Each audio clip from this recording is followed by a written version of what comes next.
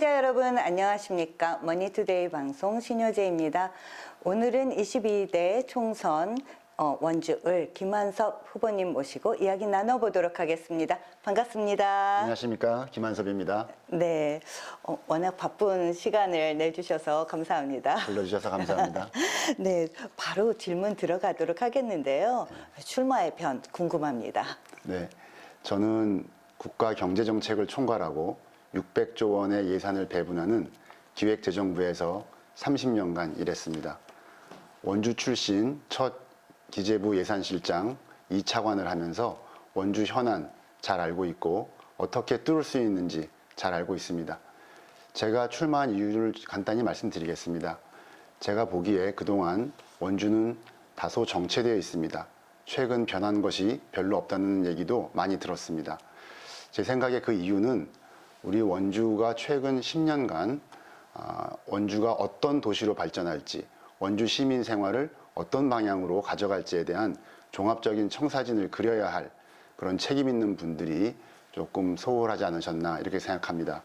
왜냐하면 그런 청사진과 전체적인 발전 방향이 없다 보니까 어떤 해는 도로를 연결하는 것이 제일 중요하고 어떤 해는 지역 행사가 제일 중요하고 이러다 보니까 원주가 실제로 어떤 방향으로 가고 있는지 또 같은 예산과 같은 노력을 해도 좀 더 종합적이고 발전적으로 가는 그런 것이 아쉬웠습니다. 그래서 제가 생각하기에 우리 원주는 이제부터는 조금 더 발전된 모습으로 하나 체계적으로 가야 되겠다. 네. 제가 국회에서 많은 네. 국회의원님들 뵀는데 네. 그 의원님들의 비전과 강력한 추진에 따라서 그 도시가 많이 탈바꿈하는 것을 보았습니다. 네. 저는 프로젝트를 구체화해서 네. 예산을 뒷받침해서 실행하게 하는 데는 제가 경쟁력이 어느 다른 대한민국에 지금 현재 나와 있는 네. 어떤 후보들보다도 있다고 생각합니다. 이런 점에서 원주를 업그레이드하기 위해서 네. 출마했습니다. 네, 기대가 됩니다. 감사합니다. 네, 지금 기재부 차관도 하시고 중앙에서 일을 많이 하셨기 때문에 네. 드리는 질문이기도 한데요. 네. 중앙에서 바라보는 원주와 네. 또 원주에서 지금 이제 선거운동 하시면서 만나본 네. 원주에서 바라보는 원주는 또 다른 시각이 있을 것 같아요. 네. 어떻게 생각하시나요? 중앙부처 그리고 여의도 네. 국회 네. 이런 의사결정하시는 그런 분들을 만나보면 원주에 대해서 참 성장 잠재력이 큰 도시다 네. 이렇게 말씀들 많이 하세요. 네. 교통망이 잘 갖춰져 있고 네. 또 수도권과 가까운 이점도 있고 또 치악산처럼 쾌적한 환경도 가지고 있고 네. 네. 그러다 보니까 원주는 강원도에서 인구가 늘어나는 도시 아니겠습니까? 그렇죠. 네. 그래서 구체적으로 보면 의료 산업도 굉장히 발전돼 있고 또 대학도 많고 또 여러 가지 혁신 도시, 기업 도시도 네. 함께 있고 네. 또 군사 도시에서 또 문화와 교육 도시로 탈바꿈하고 있다. 네. 이런 인식들을 많이 가지고 계세요. 네. 근데 이제 선거 운동을 제가 하면서 원주 시민들을 만나 보면 네. 많은 분들께서 이건 우리가 조금 자신감이 부족하달까, 자부심이 부족하달까 이런 걸 좀 느낍니다. 네. 왜냐하면 그것이 우리 정치 지도자들이 정치 리더들이 원주는 이런 도시다라는 자부심과 긍지와 미래에 대한 비전을 보여줘야 되는데 네. 좀 약하지 않았나 싶습니다. 네. 그래서 원주가 조금 더 앞으로 나아가기 위해서는 좀 그런 미래에 대한 과감한 투자 이런 거에 대한 확신감, 자신감 이런 것이 있어야 되겠다 이렇게 생각합니다. 네, 다음 질문 할 텐데 좀 예민할 수 있는 질문이에요. 네. 상대 후보가 예. 정해져 있죠. 네네. 원주 을에는 네. 재선을 하고 계신 분이 있는데 네. 그러면 그 후보보다 나의 장점을 좀 어필해 보자면 어떤 것이 있는지 또 이런 부분에서는 내가 조금 더 보완해서 뛰어봐야 되겠다 생각하고 계신 부분이 있는지 궁금하네요. 네. 일단 제가 생각할 때 제가 가지고 있는 강점은 무엇일까? 일단 저는 기획재정부의 예산실장과 2차관을 하면서 여러 가지 우리 갈등 조정과 예산 반영에 대한 그 국정 운영에 네, 네. 직접적으로 참여한 경험이 네. 있습니다. 네. 우리가 예산 그러면 그냥 있는 돈을 이렇게 나눠주는 걸 생각하시는데 실제로는 아주 다양한 수많은 이해관계자들의 갈등과 요구사항을 네. 합리적으로, 네. 경제적으로 또 네. 정무적으로 결정해야 되는 상황입니다. 그 결정을 하는데도 네. 할 때에 그 결정의 방향이 우리 전체 사회를 위하고 또 모든 사회적 약자까지 다 보듬는 그런 결정을 해야 되거든요. 네. 그렇게 하려면은 결국 수많은 주체들이 참여합니다. 시장 군수 230명 계시고 시도지사 계시고 네. 국회의원 300명 계시고 네. 각 부처 장관에 또 대통령실, 청와대까지 또 국민들이 목소리 언론 통해 나오는 것까지 다 보듬어서 저희가 의사결정을 해야 됩니다. 그야말로 총체적이고 아주 정무적인 그런 과정이죠. 그래서 그 예산 과정 자체가 우리 국정 운영 과정이다 이렇게들 말씀하시는 겁니다. 네. 저는 거기서 아주 깊숙이 그 과정에서 네. 그 과정을 총괄 지휘하고 참여한 적이 있기 때문에 제가 그 과정에서 얻었던 역량과 네. 네트워크를 활용해서 네. 원주에 조금 더 발전을 가져올 수 있겠다.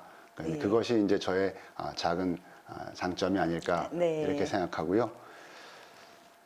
약점도 제가 뭐 많이 있겠습니다. 근데 이제 네. 선거 운동 또 정치와 관련해서 말씀드리면 아무래도 저는 정치 신인이기 때문에 정치의 메커니즘 네. 이런 거는 제가 잘 모릅니다. 네. 저는 그냥 정치라는 것은 상식적인 정치가 돼야 되고 네. 국민들을 모두 다 섬기는 네. 자기와 생각이 달라도 네. 네. 일단 국민이 주권자고 유권자로서 저희가 잘 모시고 하는 네. 네. 그런 정치를 해야 되지 않나 네. 그렇게 생각합니다. 네, 아주 그 마음가짐이 벌써 신인이기 때문에 네. 네, 좀 신선하다라는 감사합니다. 생각이 좀 들기도 하네요. 네. 네, 다음 질문은요. 경제 관련된 이야기예요. 네, 네, 네. 경제 정말 해결하기 어려운 문제인데 맞습니다. 이 침체에서 빠져나와야 하는데 어떤 정책이 또 공약이 있는지 네. 궁금하네요. 네. 일단 우리나라는 경제 규모가 GDP 기준으로 1조 달러가 넘습니다. 네. 이제 아이들 몸집이 아니고 아주 큰 어른의 몸집이기 때문에 네. 과거처럼 정부가 경제 주체들, 뭐 기업인들이나 소상공인들이나 우리 가게, 우리 집안 살림하는데 당신들은 이렇게 하셔 저렇게 하셔 이렇게 할 수가 없거든요. 네. 그래서 정부는 공정한 운동장, 경제 주체들이 마음껏 실력을 발휘하고 뛸 수 있는 운동장을 만들어주고 네. 부당한 갑질이나 네. 불공정한 행위가 있는지 없는지를 심판해주는 그런 공정한 심판자 역할을 해야 된다고 봅니다. 네.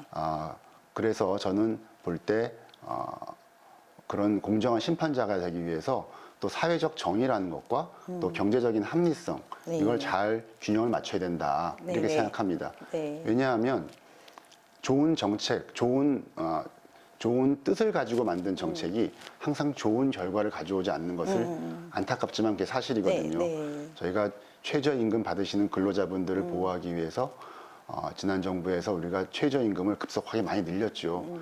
하지만 그 결과 그게 부메랑이 돼가지고 네. 오히려 최저임금 근로자들께서 일자리를 잃는 결과가 왔습니다. 네. 네. 또 근로자들의 안전도 굉장히 중요합니다. 안전 지켜야죠.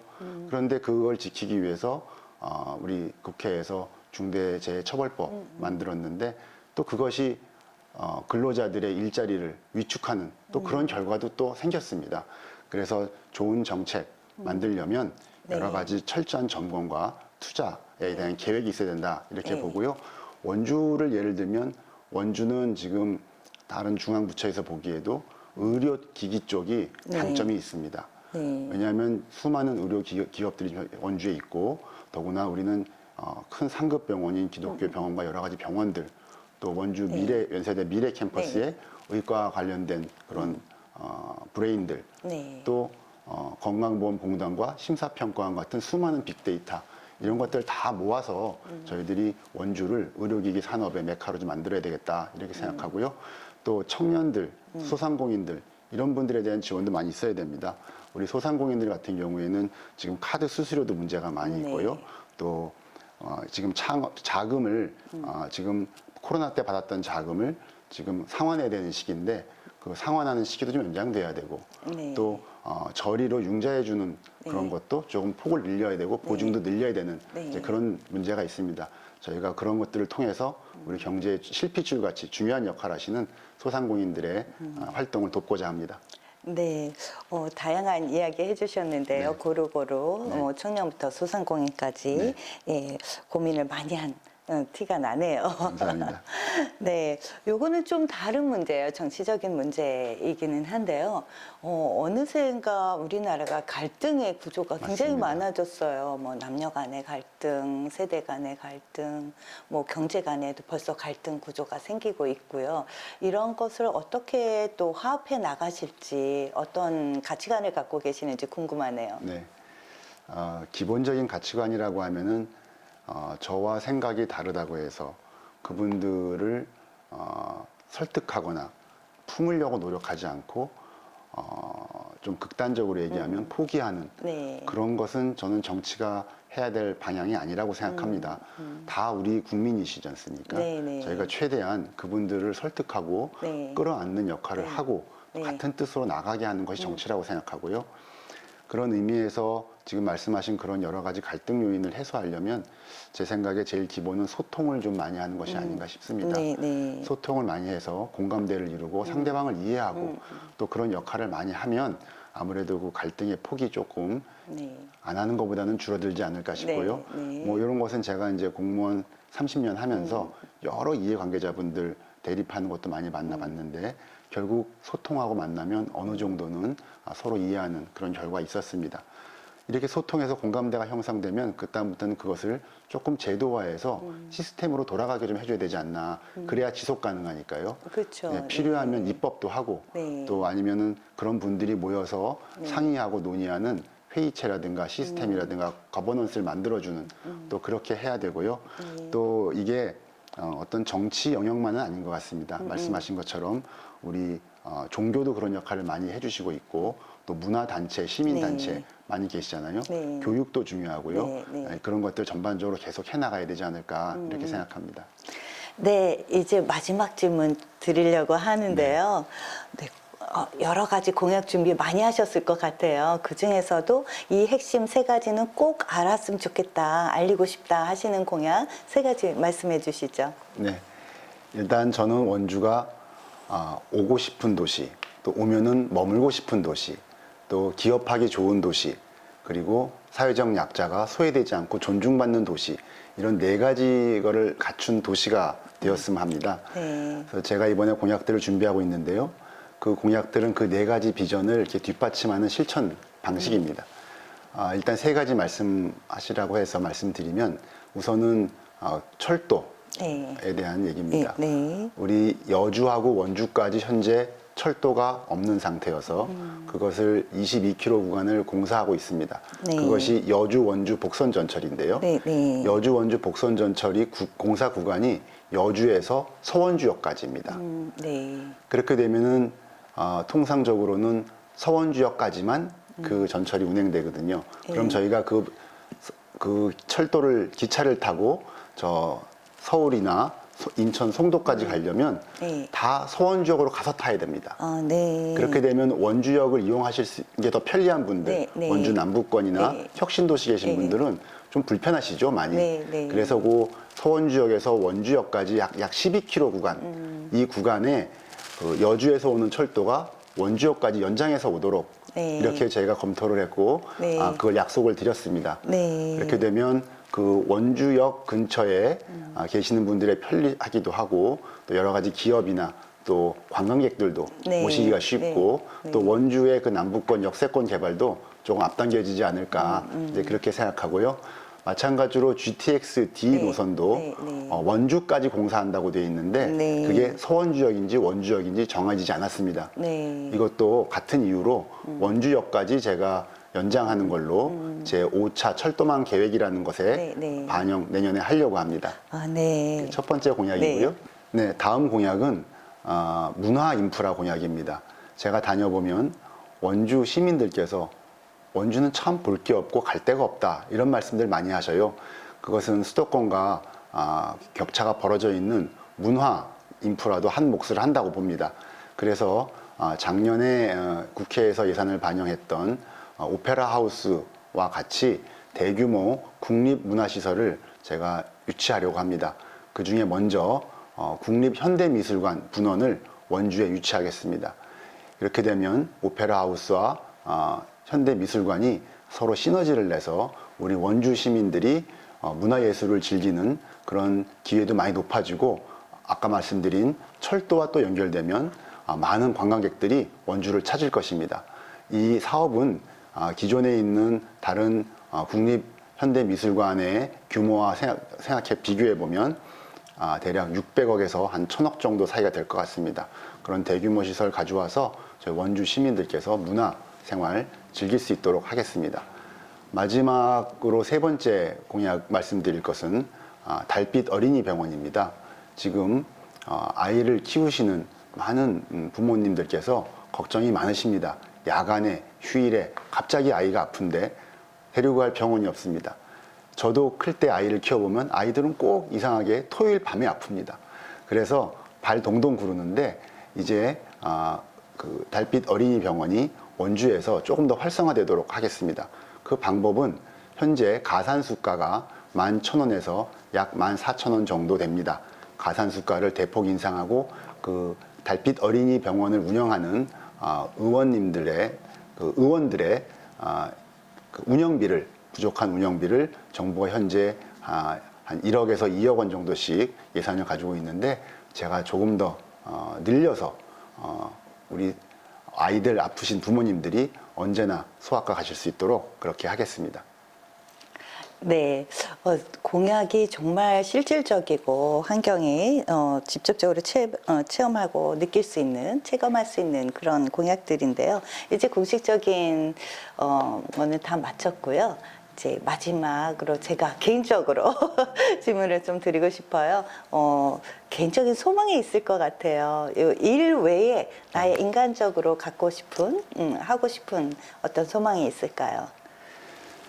네, 뭐 여러 가지가 있는데 그 중에는 뭐 가족들과 조금 더 시간을 갖고 지내고 싶은 그런 것 소망이 생각납니다. 그동안 일주일에 6.5일을 계속 30년 동안 근무하면서 예산 과정의 특성상 여름 휴가를 가족들과 보낸 적이 거의 없습니다. 가족들과 함께 하면서 시간도 보내고 싶고요. 또 제가 여러 가지 경험을 해보니까 사람의 힘으로 할 수 없는 것들이 너무 많습니다. 그것은 결국 사람의 영역을 벗어나는 그런 것들이 아닌가 싶고 그런 의미에서 제가 예전에 해왔던 종교 생활도 조금 더 해보고 싶습니다. 네, 이제 모든 순서를 마쳤습니다. 그래서 이제 마무리를 해야 되는데요. 네, 우리 조기를 보고 같이 저쪽 카메라를 보고 한번 같이 외쳐보도록 할게요. 평상시에 외치는 뭐 화이팅 있으시죠? 네, 있습니다. 네, 그거를 외치면서 마무리하도록 하겠습니다. 네, 외쳐주시죠. 네, 우리 원주 발전과 원주 시민 삶의 향상 완섭이가 완성한다. 네, 지금까지 원주을 김완섭 후보님과 이야기 나눴습니다. 감사합니다.